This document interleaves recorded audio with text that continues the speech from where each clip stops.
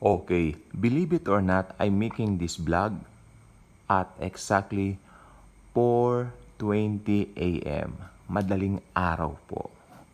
Why? Kasi may nagsasabi itong September daw ang rapture.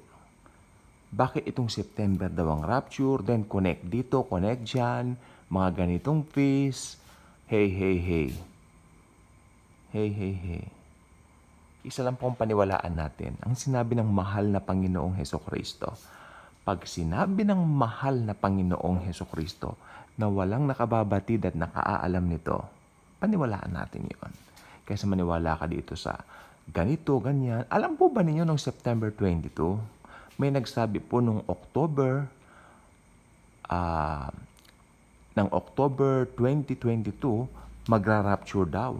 Tapos nung hindi natuloy yan, ang sabi na naman niya, December 2022 na naman daw. Christmas rapture, kapa niya. Isa po siyang American vlogger ng Christian vlogger po. Sabi ko, anong ginagawa nito? At pinagmalaki pa niya, I'm doing this for almost ganitong years kanya. Nakalimutan ko na po yung exact. Pero gusto ko sabihin ngayon sa kanya, you're doing that nonsense for how many years? 'Di ba? Why? Why instead of sharing the gospel kung ano-anong kalokohan at kabalbalan ang ginagawa ng ibang mga ganyan? Ito ang peace ng ganito. Ako wala pa akong alam sa mga peace ng mga Hudyo. Sa totoo lang, Tanaka, peace of ganito. I don't care. I don't care. It doesn't matter. It doesn't matter. What matters most is New Testament. Ang nakalagay po sa New Testament, sabi ni Jesus, walang nakakaalam o nakababatid ng araw. 'Di ba? In fact, nung nandito po sa lupa ang Panginoon, sabi niya, in fact, maski ang anak hindi alam. Pero siyempre, Diyos si Jesus. Ngayon, alam niya na. Kasi nag-restore na yung kanyang position as Diyos sa langit. Mga feast ng tabernacles, mga sukat, mga ganyan. I don't care.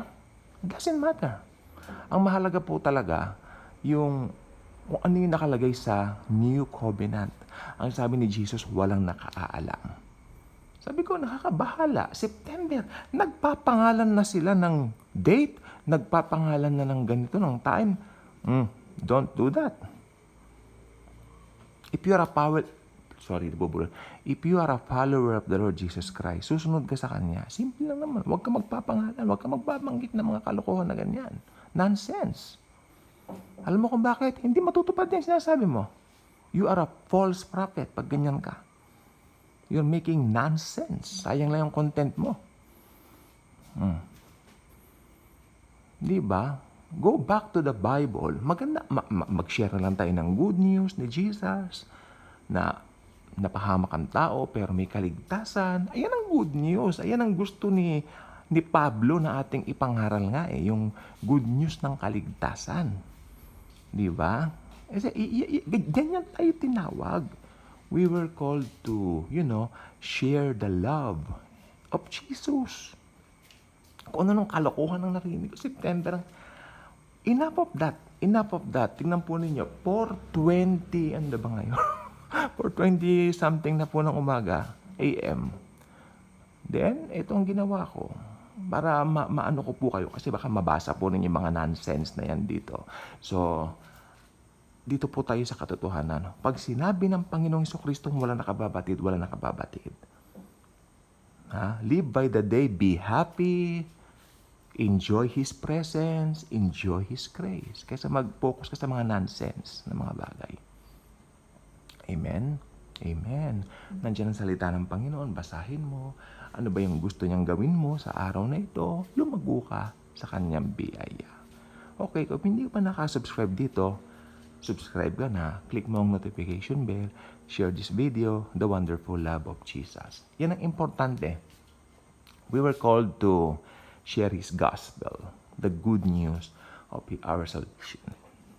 Na wala tayong ginawa, pero dahil sa kabutihan niya, iniligtas niya tayo. Okay? Yun lang pong gusto ko pong sabihin. And talagang napakaaga po, madaling araw po kagigising ko. Pero kailangan ko pong gawin to. Kaya ito na po. Okay. Huwag po kayong matatakot. Hindi po natin alam kung kailan po darating si Jesus. Pero enjoy natin His presence lagi. Amen? Thank you. And Jesus truly loves us all.